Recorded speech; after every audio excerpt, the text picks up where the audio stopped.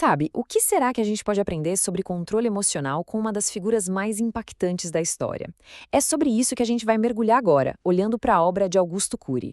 Vamos explorar a figura de Jesus Cristo, mas, olha, não por um viés religioso, viu? A ideia aqui é analisá-lo como um verdadeiro mestre da psicologia, tentando entender as chaves por trás da sua inteligência emocional, que era, assim, impressionante. Então, o nosso caminho aqui vai ser uma jornada e tanto. Primeiro, a gente vai dar uma olhada num paradoxo bem moderno, na nossa era mesmo. Depois, vamos separar o joio do trigo, falando sobre dois tipos de sabedoria. Na sequência, vamos ver como a mente de um carpinteiro pode esconder uma resiliência fora do comum. E não para por aí. Vamos aprender a nos tornar engenheiros das nossas próprias ideias e, para fechar, entender o que de fato significa ser o tal mestre do amor. Bom, para começar, o Kerr já joga na mesa uma contradição bem desconcertante, sabe? Sobre a vida que a gente leva hoje. É algo que, olha, talvez muitas pessoas por aí já tenham sentido na pele. Parece até loucura, né? De um lado a gente tem mais tecnologia, mais informação, mais conforto do que qualquer outra geração na história, mas aí do outro lado, o que a gente vê? Mais tristeza, mais ansiedade, mais depressão. É um baita contrassenso. E é exatamente nesse ponto que a análise do Cury começa. A grande pergunta é: por que, com tanto avanço do lado de fora, existe esse vazio tão gigantesco do lado de dentro? E é justamente aí que a proposta do Curry se torna assim revolucionária. Ele faz um convite. Vamos olhar para Jesus, mas esquecer o dogma por um instante. Vamos enxergá-lo como um gênio da psicologia humana, um mestre que de alguma forma entendia os mecanismos da mente e as dores da alma de um jeito que, sério, desafia a gente até hoje. E para começar a entender essa mente, Cury faz uma distinção, que é fundamental. E que, olha, vai de encontro com o que a gente costuma pensar sobre o que é ser uma pessoa sábia. Para ele, a tal da sabedoria superior não é sobre acumular conhecimento, não é sobre saber tudo. Pelo contrário, é sobre ter consciência do tamanho da nossa própria ignorância. É uma virada de chave, né? A verdadeira inteligência, então, começa com a humildade. E é exatamente essa humildade que abre as portas para a gente crescer de verdade. Porque, pensa bem, quando a gente larga a mão daquela necessidade de estar sempre certo, de ter a última palavra, aí sim a gente se torna um eterno aprendiz, sempre pronto para evoluir. E aqui vem o pulo do gato. A educação que a gente recebe hoje em dia, ela nos informa, ela nos enche de dados sobre o mundo lá fora, mas ela não nos forma, ela não nos ensina sobre o mundo que a gente é, aqui dentro. Ou seja, ela nos prepara para passar numa prova, mas nos deixa completamente despreparados para as tempestades emocionais que, vamos combinar, são inevitáveis na vida. Tá, mas tudo isso é muito bonito na teoria. E na prática, como é que essa sabedoria interior funciona? Bem, o Cury traz um exemplo que é simplesmente impressionante de resiliência, analisando um detalhe da vida de Jesus que a maioria das pessoas nem para pensar. Ele lança a pergunta: por que Jesus era carpinteiro? Por que essa profissão? E a resposta que ele dá não tem nada a ver com o trabalho em si, mas sim com uma estratégia de treinamento mental muito profunda. Pensa comigo por um segundo. Ele trabalhava todo santo dia com martelo, pregos, madeira, exatamente os mesmos instrumentos que ele sabia que seriam usados na sua própria morte. Imagina o peso disso.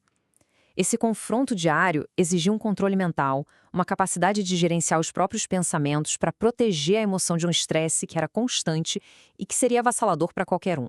Mas como alguém consegue fazer isso? Para explicar, o Curry usa uma metáfora genial.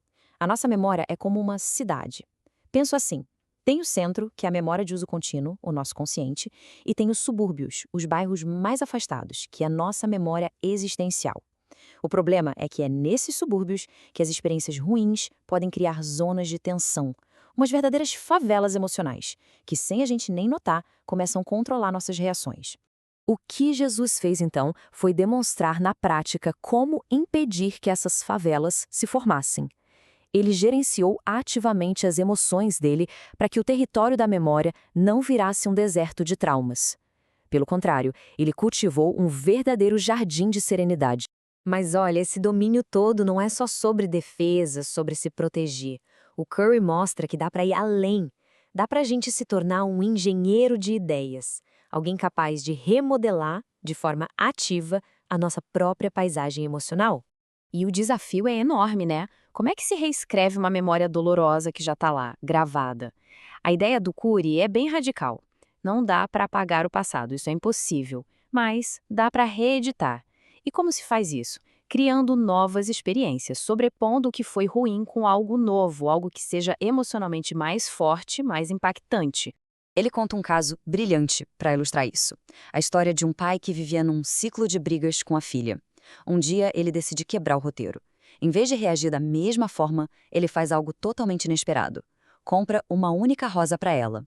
E esse gesto começa a reeditar a imagem doentia que existia na mente dos dois.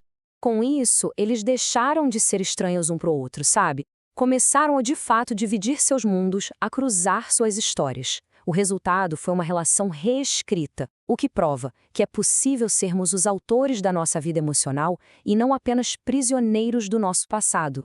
Então vamos juntar as peças do quebra-cabeça. A gente tem a sabedoria que vem da humildade, uma resiliência mental absurda e essa capacidade de ser engenheiro da própria história. O que tudo isso junto nos diz sobre essa figura que o Cury chama de o mestre do amor. Bem, a tese final do Cury é que a maior força de Jesus não era algo abstrato, era sua humanidade, uma humanidade incomparável. A sua capacidade de entender as pessoas, de ver o valor nelas e de amar de forma incondicional. Essa era a sua maior força. Era usar toda essa inteligência emocional como uma ponte para se conectar de verdade com o outro.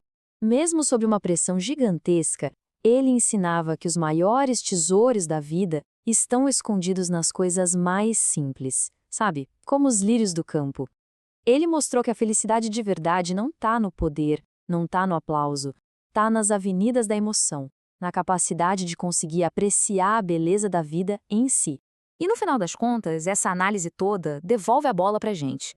A pergunta que fica não é sobre ele, mas sobre cada um de nós. Estamos sendo autores da nossa própria vida ou estamos no papel de vítimas dos problemas? A escolha, como ele mesmo demonstrou, parece estar nas nossas mãos.